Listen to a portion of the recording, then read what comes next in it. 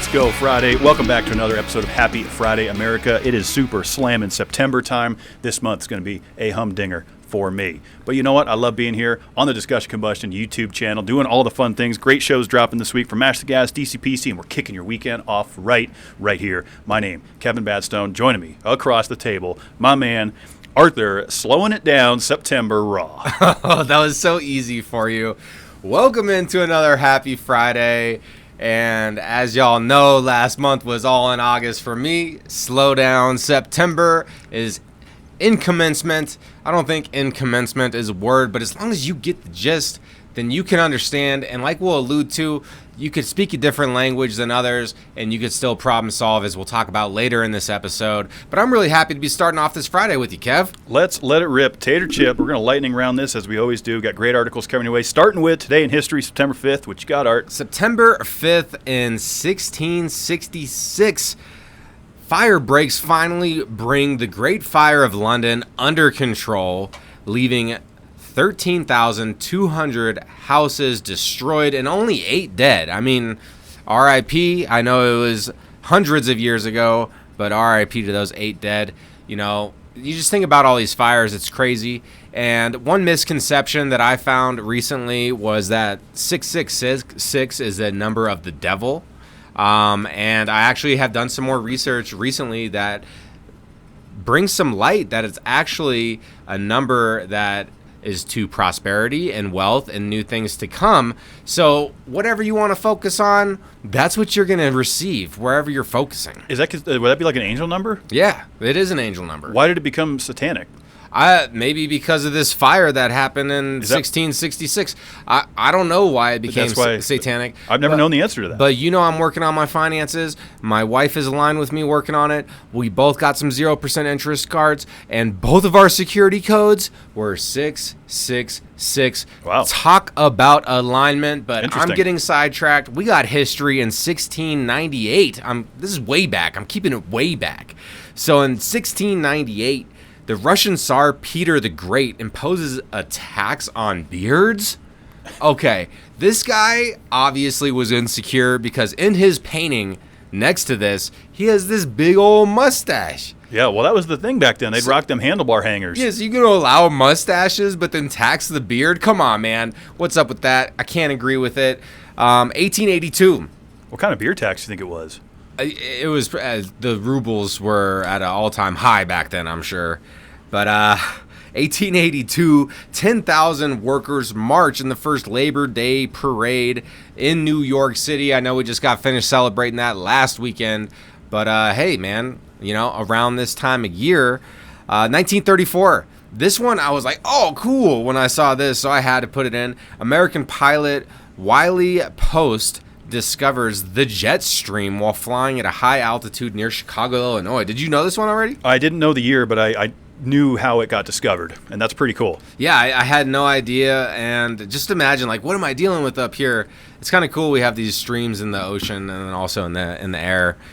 I've learned a lot from Today in History. Today in History is great, and on this FAAFO, fuck around and find out moment, 1939, Franklin D. Roosevelt declares the United States neutrality in the start of World War II in Europe. And obviously that escalated. Japan bombed us. I forget the year that happened. I should remember the date and infamy. However, fuck around and find out. And now we are the world power. Happy Friday, America. And that is Today in History. All right, let's keep it moving. Everybody knows somebody who's been catfished, right? I mean, we got people in our circle that have been through it. I've talked to coworkers that have been catfished. It is happening as we speak, ladies and gentlemen. You have to be careful. With AI out there now, with all these different things coming at us, you got to really, watch yourself. And that's, number one, I've never done online dating. But here's what happened to this one unfortunate woman, elderly woman, in fact, living over in Japan. So she met a gentleman back in July who claimed to be an astronaut. They started this emotional connection, lots of conversations back and forth.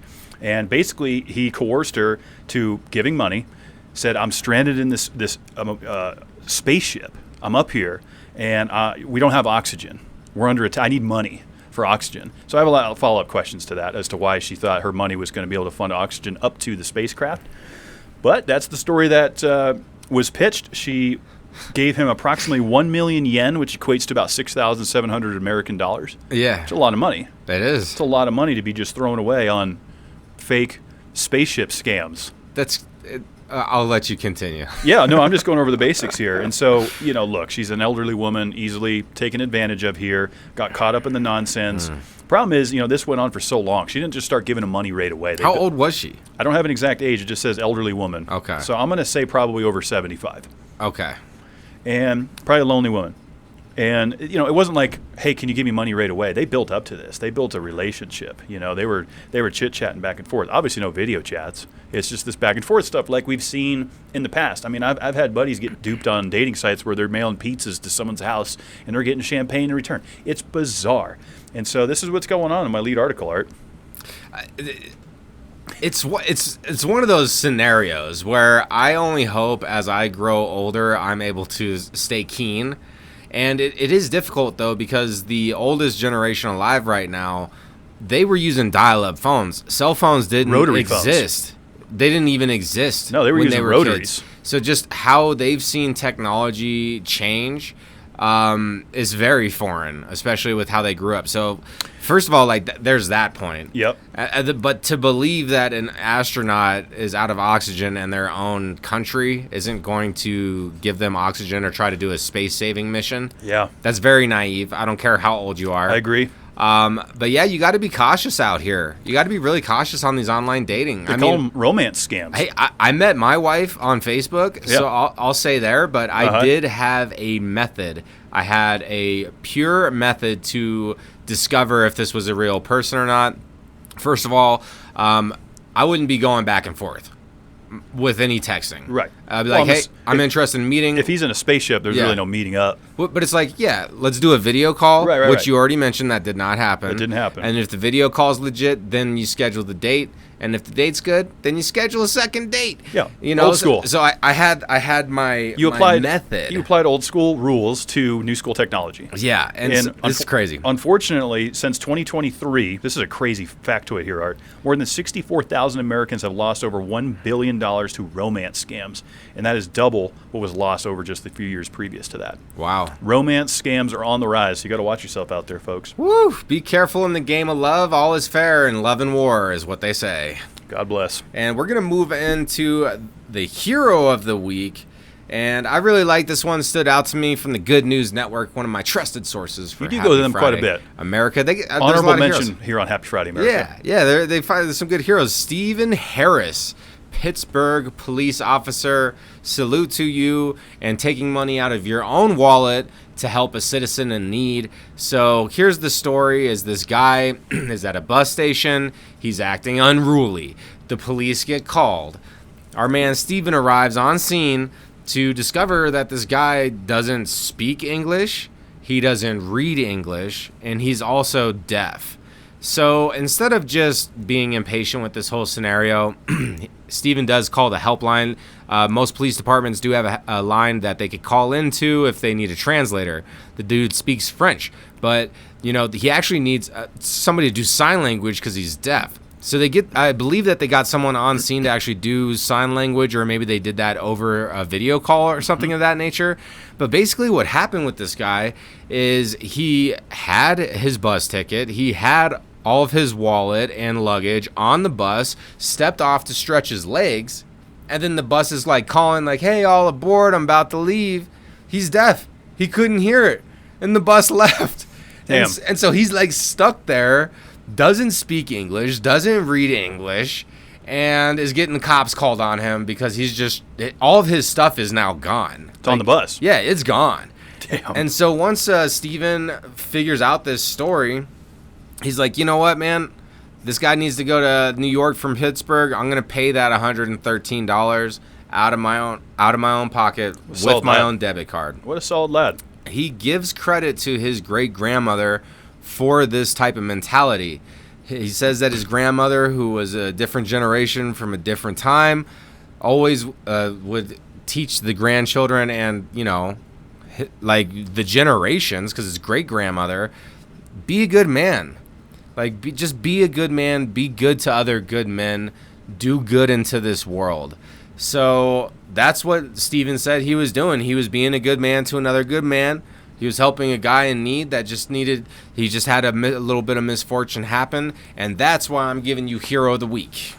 Stephen Harris is the hero solid lad of the week. I don't think we have any dumbasses this week, so honorable mention to Stephen Harris. What a nice that's like a pay it forward thing. That's just doing the right thing, man. Yeah. We can't take money with us, and True. if you have a little bit extra and you can give, and that, I'm a generous tipper. Like if I'm at a restaurant, they did a good job. Same. I'm always do 20% or more. Tip your servers well. Yeah. Tip your bartenders well. It all comes back around. They work hard. It all comes back around. Be a good person. Be a good human being. Agreed. It's in here it says be a good man, but I feel like we could break that wall down and just say be a good human. Yeah, just be a good person. Yeah. I think people wear shirts with that on. It's like a trending thing. Be a good person. Yeah. I mean, come on. If you're wearing a shirt and you don't return your shopping cart, hypocrisy. Hypocrisy. Yes, definitely some hypocrisy. I like that. Yeah, if you don't, you should be wearing the shirt that says "I don't return my shopping cart like a jerk," and on the back it says "lazy bones." But then at least you're owning it. Well, that's the magnets that he gives out. All right, we're getting off topic. We love you, Sebastian. You're the man, doing God's work out there. All right, so we're moving on to my random record of the week. There was a lot to choose from this week. There was a lot of different things going on around the world, but this one, it's just adorable.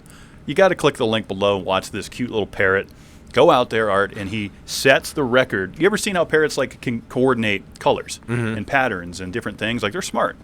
And this little guy, he picked up the red one, took it, put it in the red cup, yellow, boom, boom. He did it in the fastest time ever, 10 colors correctly corresponding to the 10 bins, 33.5 seconds. Well, now hold on a minute. This is a Happy Friday America first. We have an animal that has set the record for record of the week. Record of the week. Wow. Goes out to the parrot. Belongs to an individual named Quinn Feng. Picked up this parrot during 2020 as a baby and has trained it to learn colors and do different tasks and fun things. Click down in the show notes. Look what this little parrot's doing. To the animal kingdom. To our furry friends and our feathered friends in this scenario. Getting it done, man. 10 colors, 33.5 seconds. Pretty impressive. That is impressive. I love that one. That's like one color for every 3.5 seconds. This little guy, he must have had some good treats on deck because, he was dialed in. Yeah, he's doing it for the food. You got to watch it. It's just incredible. So, Solid Lad Parrot, getting the random record of the week. Let's give it up for the parrots to the dinosaur kingdom. Yes. The remnants of the dinosaurs. The remnants of the dinosaurs. I mean, it's so amazing. Such amazing creatures. You know what else is amazing? All the votes that we receive on the Would You Rather. Yes. For the what we do here, Would You Rather of the week. Last week's Would You Rather was, would you rather only have Japanese cuisine for the rest of your life or only have Italian cuisine? I'm thinking everyone went Japanese like with us. Well, unfortunately, America did us like they used to do. We went 50-50 on this, America. Oh, get out of here. Obviously, Art and I chose Japanese. Most of the folks that we interacted with in the market went Japanese. A couple of people I talked to loved pasta too much. They're like, no. They're like, I'm good. You got the garlic bread with Italian food? They weren't big fans of sushi or ramen or any of the things that we clicked off, though. So okay. They were like, it was a no-brainer for them. But America did us a 50-50 on that last week. So let's see if we can get more of a straight answer here. We still haven't decided which way we're going on this. We were kind of bickering a little bit before we got on mic. Yeah, this is a good one. I came up with this on your drive over. Yeah, no, this is a good one. So this week's Would You Rather, America, and you really got to stop and think here about this. Would you rather be able to shop anywhere for free for 30 minutes, any place, any mall, any brick and mortar? Hell, you could even do Amazon for free for 30 minutes. Car dealership? Yeah, I guess car dealership's in. Ain't no way you're in and out within 30 minutes. It's not happening. So take that there. So, right, you can shop anywhere you want for free, 30 minutes. All the merchandise you want, boom, boom, you're out. Or you can eat at any restaurant you want from, doesn't matter how, Michelin starred, Gordon Ramsay, down to whatever you like, for free for 1 year. Where are you going to go? Where are you going?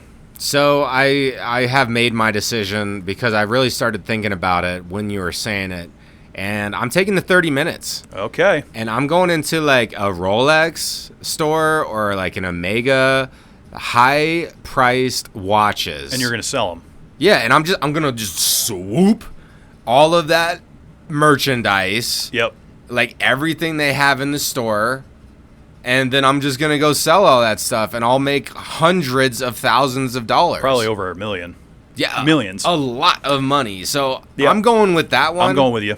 because I was thinking about doing the restaurant at first, like my favorite restaurant, something that's close to my house, and then that value point, and you're drinking for free, you're eating for free. They're both sweet deals. Yeah, like you're coming out pretty good on this one. But I'm thinking about the money value. The money value. See, that's the thing with these would you rather's. You get benefits to both of these. Sometimes we do the suck and the super suck. Yeah, Now if it was like I had to go into a Best Buy for 30 minutes, I'm picking the restaurant. No, it's any store, any mall, any place. 30 minutes though. I'm going into 30 minutes goes quick. Expensive jewelry places. It goes quick. I'm gonna just say I'm going to the mall and then I'm raiding multiple stores within that 30 minutes. The mall's probably going to be good because you're going to get the most high value goods in the shortest amount of time. But regardless of where you end up going, I'm going with you. I'm taking the 30 minutes, because you can do a lot. You could stock up on important things for the house. You could look at it from your perspective as a business perspective and go, I'm going to take all these no longer investments, free valuable items, and make a tremendous amount of money on it, which would double, if not triple, quadruple the value of what you'd get for free at this restaurant for a year. Yeah, I'm going with you. Give me that free 30. We're going to get 100% on that one. I don't know. I'm not sure. People have to think about it how we just Let's did. Go. Let's go. What other thoughts do you have on that? We're always happy to hear that in the comments, and definitely vote on Twitter and X on the weekly Would You Rather here on Happy Friday. And then who doesn't love Taco Bell? I mean, it's a gut bomber, but it's always delicious. But what's going on with this ordering system right now? T-Bell, I mean, folks that are out there doing fast food, you probably run into a couple AI ordering systems. I'm not a big fan of it. We talk about AI a lot. We're going to be talking about it a lot to come. So, viral TikTok video. I'm not on TikTok, but I still was able to view it. When this guy goes to Taco Bell's AI drive-through order system and orders 18,000 cups of water, which, they don't really charge you for water at fast food places, specifically after you buy a meal or whatever. But this is opening up. Taco Bell's not like, we got to rethink this whole thing, because this can get out of hand pretty quick. If you're just going to come up and order free goods, like the hot sauces, you could be like, I want 10,000 packs of that. What the hell you're going to do with that, I don't know. What the hell are you going to do with 18,000 cups of water? Well, I guess you can go give them to some homeless, but... Is there not an auditing system for this? There is, and then somebody that hops on and is like, hey, what's going on here? Oh, yeah, eventually, that's the fun part, is trolling the AI to where they have to manually take back over. Yes. I can't remember where you and I were. Who's the Taco Bell in Parker? I could have swore it was like Carl's Jr. or something. Maybe we went to a couple places. I don't know, but we've been through it, and I didn't like it. It might have been Wendy's, actually. All of this corporate greed bullshit, y'all need to get the F out of here with all of this, like, let me automate this and remove the entry-level positions, because here's the thing, AI might be able to compute faster than humans and do a lot of things better than us. Sure. But it's never going to have the human touch. And if they ever make it so it does, then God help us.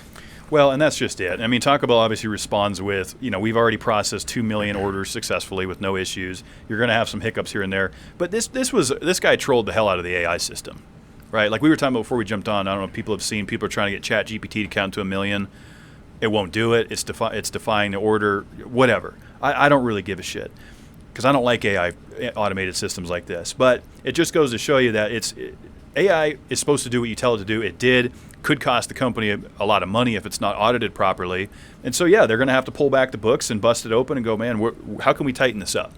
Yeah, you tighten it up by paying people a living wage to do a good job and care about what they're doing, because they can actually provide for themselves and create a lifestyle that's sustainable off of their income. It's not going to happen, though. I know, it's a shame. It's not going to happen. I mean, those are entry-level jobs. They're supposed to teach you the skills to move on. I mean, you're not supposed to make a career out of Taco Bell. Well, no, but I mean, I'm not saying you can. Yeah, you could at least should only be able to need only one roommate. Well, whatever. You know what I'm saying? Only one roommate. Yeah. I mean, Hey, I could get passionate about that topic, but all I got to say about it is just be smarter than AI, understand what's happening with it, and be the best person that your great-grandmother wants you to be, and then you're going to outperform AI and all this kind of BS here. Got to stay ahead of it. What do we got? Custodians finding time capsules? We got time capsules that were lost in time and opened late. What does that mean? Apparently, these guys put an open date of 2017 on this time capsule. This was a 20-year time capsule between, 1974 till 92? So a lot of us were born within that time frame. And they were putting stuff in here. They're putting normal time capsule stuff in here. What do you put in a time capsule? Like photos, VHSs. Oh, yeah. They had to try to, they couldn't even play the VHS. Like, the principal of the school is like, Does anybody know anyone that has a VHS player and we could watch this tape together? That would have been cool. Did your school ever do a time capsule? Mine did. Kingswood did it, and guess what I put in it? You put a NASCAR or something. Yeah, I put it. It's the 2005 Jeff Gordon 164 diecast car. It's buried somewhere in the Kingswood Regional High School grounds, and they're supposed to dig it up in like 10 years. That's probably worth a lot. It's going to be cool. Nowadays. That diecast car? Yeah. It's probably like worth something now. I mean, it's been in the ground for 20 years, but it's like hopefully preserved, no? it's in like a little case, yeah. Yeah, so I wonder how clean that car is that you buried out there. I'm curious to see when that thing comes out. I am curious too. So yeah, this is kind of fun. So they find this big bin in the back, and then they start opening it up and seeing cool stuff. But really, this made me start thinking, what would you put in a time capsule? But you already did that. That was when you were 20 in high years school. ago. But let's say that you were making a time capsule today. What's some stuff that you would put in there? Because I was thinking like, oh, like my MP3 player, but like that's the cell phone. Yeah. Like, or my old flip phone. Well, that's actually this now. So like in 2025, what would you put into a time capsule? I don't know. That's a good question. Well, I'm definitely going to throw this in there with like a note of what's on here. A cell phone. Like just some of the stuff. That makes sense. Polaroids are still a thing. Yeah. So I would throw some Polaroids into a time capsule. Would you throw any food in? Because think about the things that have gone outdated, not in production anymore. Well, there was like a menu that they had in here as well. One interesting thing, though, that they talked about, as things change, they stay the same. Mm-hmm. Prom, graduation T-shirts, banners, pom-poms. So there was a lot of stuff that they found in this time capsule that they're still using today. Interesting. Which is kind of an interesting point. But, yeah, what else would you put into a time capsule? Like, maybe I'll put in, like, a DCPC sticker. Yeah, I was thinking we'd put some of our merch in there or something. Yeah. It depends. How long is it going to be buried for? It depends. Like 50 years? I think until after, like, it should be opened after we're long gone. Yeah. Right? Yeah. Like, so that way it's, like, totally a new generation. Because if you think about it, 92 until 2017, like, I don't know if that was enough time. Like, I'm happy that they found it late. Yeah. I don't know. I'm going to have to think about that. On what I want to put in there. Maybe the bullshit button. The bullshit button.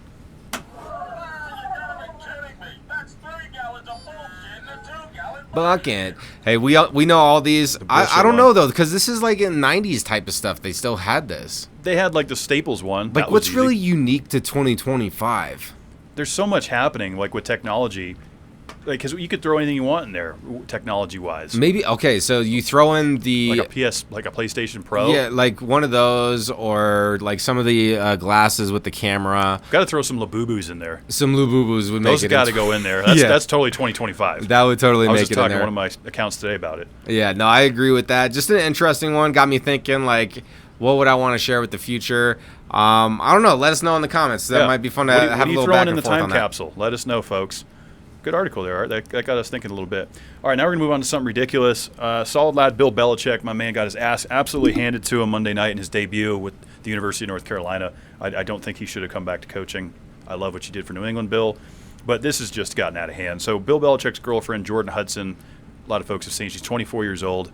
Bill Belichick, 73, just putting in some context here. She just filed a trademark application for the term gold digger.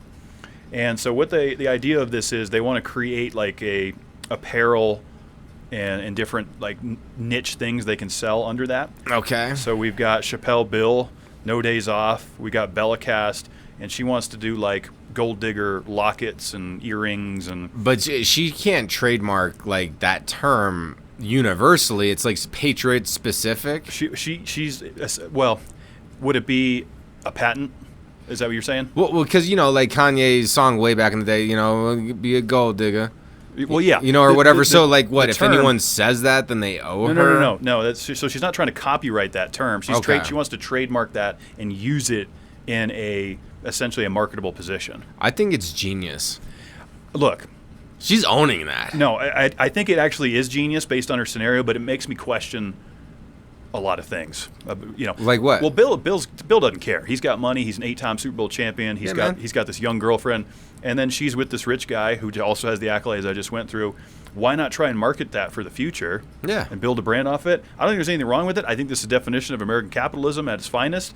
Run with it. You got an idea, make it happen. So okay, it's actually genius, but at the same time, it's disgusting because then you're normalizing this type of behavior To be a gold digger? and also inspiring people to then, oh, she's making money doing this, and let me follow in that, and maybe this is a legit way for me to live this existence. Like, it's very low level on the collective. It is, and here's the thing. I mean, I think, Damon from Shark Tank would be the first to tell you this is a very competitive space, regardless of your money, fame, like we see it in the liquor industry. Just because you're a celebrity and you put your name on a bottle, it's not going to sell. Yeah, it might help. It might have some movement, but it's no guarantee. This is a tough market space. Fashion, as you know, all of it, is so competitive. If she could just get a year out of it. I mean, have fun with. At least she's doing something and not just like tagging along. So, I have mixed opinions about it. I love Bill Belichick, of course. I could care less about the University of North Carolina, but we are on to the weekend, which is NFL kickoff. I think Denver Broncos are playing Tennessee. Patriots, my home team, of course, we're taking on the Las Vegas Raiders. This is a busy weekend coming up, Art. Busy weekend coming up. If you're in Denver, Colorado, tomorrow, go down to the Denver Food and Wine Festival. I will be there running it, being there with all my colleagues and my mates. My fourth year doing it, and it's just an incredible time. Come try some of the best food around Denver. All of these wine and spirits providers are going to be there. We're going to have some fun. And aren't you like captain? I'll be doing a lot of things. What is it? What title did they give you for this? I'll be doing a lot of things. Let's just put it that way. I'll be running a lot of different things. Okay, so the man. One of them. The guy in charge. One of them. Okay, well, it's good to have a solid team up top. We got a good team. And keep everyone aligned. Yeah, come on down. Sometimes over-communication is the way to go. I'm going to go to a quinceañera, which is the celebration of the 15th cumpleaños of, I believe, only female Latinas, niñas, growing into mujeres. And I'm going to go do that, dress fancy, look good, and go celebrate that year. And also, if you want to dive in and really be patriotic and really celebrate the managed democracy of Super Earth, then join the Helldivers in killing the Terminids, automatons, and the Illuminate in the battlefields for Super Earth. That's right. I found an awesome game, Helldivers. Great community. It's so much fun. Everyone should hop on there and play. Glad you're having a good time with that. I've heard good things. Looks fun. Maybe I'll even join after Super Slam in September. For democracy. Is over. Because this month's a humdinger, buddy. NASCAR playoffs, race number 2 of the round of 16. We're in St. Louis. We're going out to the Midwest, Art. Kind of flat track. We're going to have 8 more after that. We'll go to Bristol after that, and then I'm out to New Hampshire. Let's go, baby. That's going to be the first race in the round of 12. So we'll eliminate some, but you got to get through this race. St. Louis is going to be a banger. We'll be back Monday night on this YouTube channel. Jeff Davis, NASCAR Sky, and myself, Mash the Gas Podcast, Monday night, baby. Let's go, let's go. Hey, I'm on Slowdown September. My man's in Super Slam in September. Whatever is happening, let's keep it productive and let's keep a positive mindset. Check us out on all the social medias. We appreciate your support, and let's go.